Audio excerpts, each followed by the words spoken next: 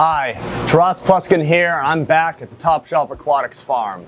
Now, my primary responsibilities here at TSA are growing our phytoplankton, our zooplankton, our copepods, our bergia.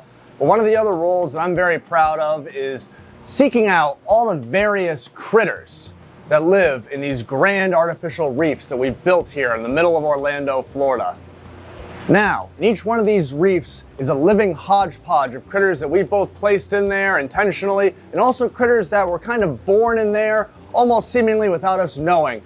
Inverts and other organisms which are growing in relative abundance in our systems that we know are not causing any direct harm to any of the fish, other inverts, and especially the various coral taxa that we have in these tanks. So, today, I want to talk about a snail species that I'm very excited about for its role as a future flagship, if you will, of what I think a sustainably aquaculture cleanup crew agent can really be. So today, we are going to be talking about the Collonista snail. Collonista snail is a very small snail, often referred to as the mini turbo in the reef aquarium industry. It's a member of the Colloniidae, and it's native to the Hawaiian Islands, radiating over towards the Indo-Pacific.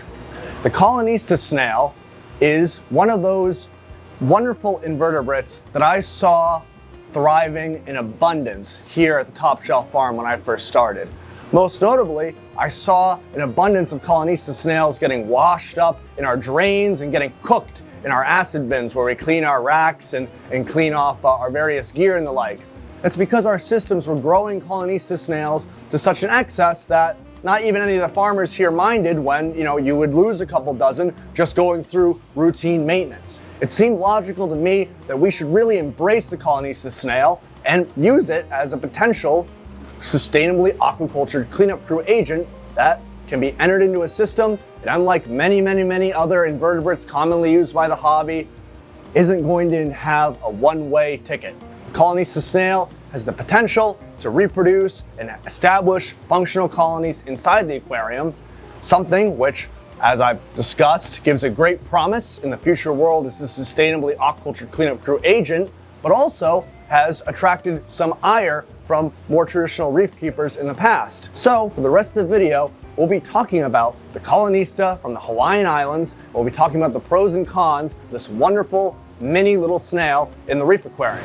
The first major pro, in my eyes, that the Collonista offers to the average reef aquarist is, like that of any other snail that is herbivorous. It has the radula. It has this specialized razor blade modified organ that allows it to scrape surfaces, whether it be a tile, a frag plug, a frag rack, the surface of a glass, rockwork, etc. So, one of the biggest pros to the Collonista in my mind is that it has that same functional role that, let's say, a giant turbo snail has, but it functions on the nano level. That one turbo snail, or even a dozen trochus snails, can only have a limited trajectory where they're cleaning only a certain radius, and because they're of a certain size, there are many pockets where detritus and therefore algae and cyanobacteria can build up that they simply can't access. But the nano action of the Collonista comes into play here, where Collonistas can go virtually anywhere in the aquarium.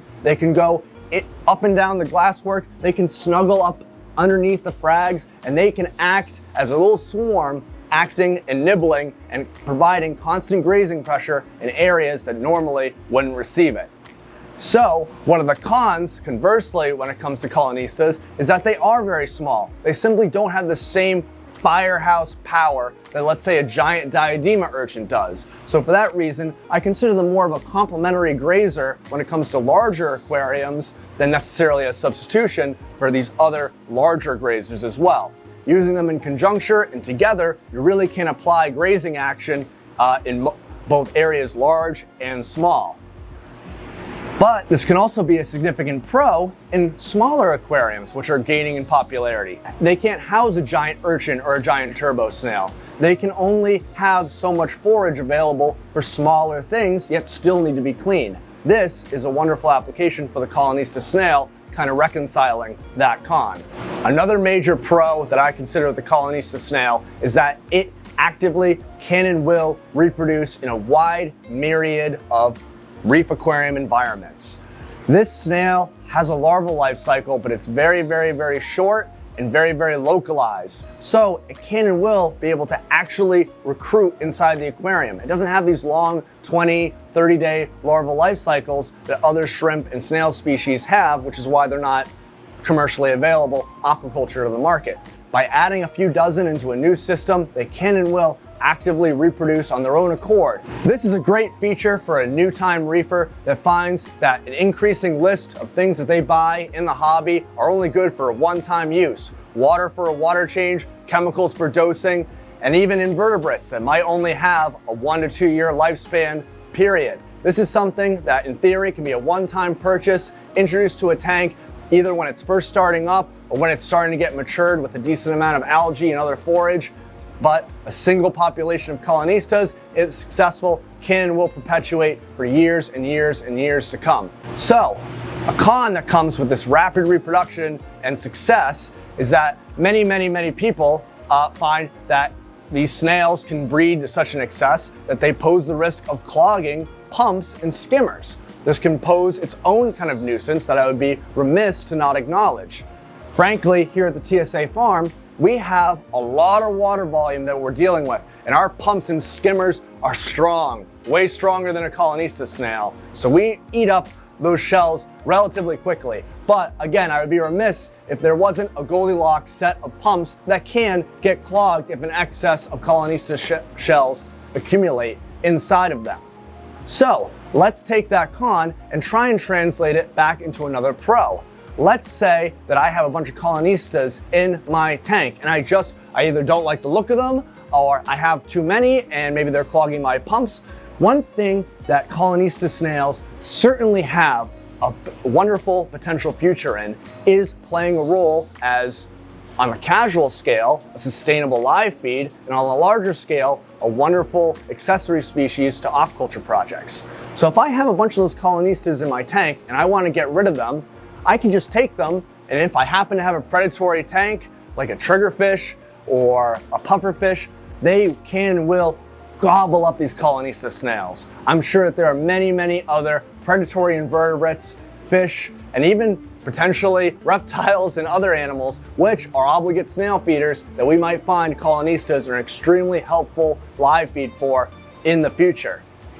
Another thing is that Collonista snails, because they're able to be rapidly reproduced and they also act as a wonderful cleanup crew, means that they have a good role potentially in helping out coral aquaculture through spawning in the future, as they can act as like a tiny little urchin feeding around the detritus around freshly settled coral larvae, and then certainly potentially play a role when it comes to the sustainable aquaculture of crabs, lobsters, even shrimp, and certainly things such as pufferfish and the like, as a lot of these fish have a lot of aggression when they're in the nursery stage and they're about yay big, and having a bunch of Collonista snails in the environment could potentially be a wonderful way to provide a cleanup crew while at the same time kind of a source of grazing target for these various aggressive things to feed on in between that delicate nursery stage. So the Collonista has some immediate casual applications as a live feed, but it could potentially be really helpful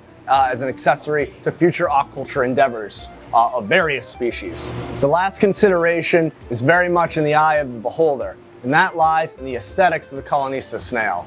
I personally find them to be a very attractive little guy. They come in a wide variety of different colors and textures, but for the most part, they come in this seemingly stock kind of jaguar mottled orange-white pattern that's quite attractive, but they can also be all black. They can have a little bit of a more goldish hue, and they certainly can become lined with coralline algae, becoming a wonderful, attractive pink as well. In their native range in Hawaii, they're actually collected, dried by the hundreds so that they can be used in the construction of leis and other native ornaments.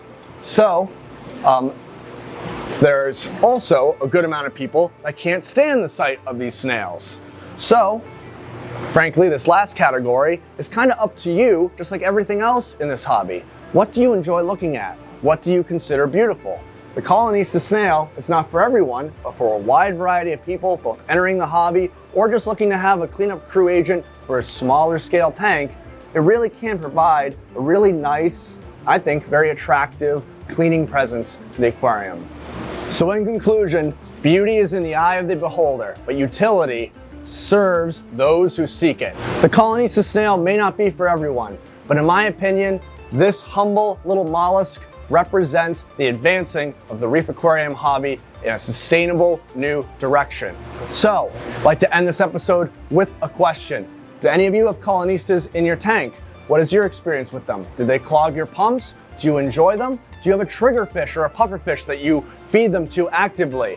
Personally, I would love to see these guys fed to a majestic avocado puffer or maybe even another brackish water tetradonid. Thank you, and we will see you next time.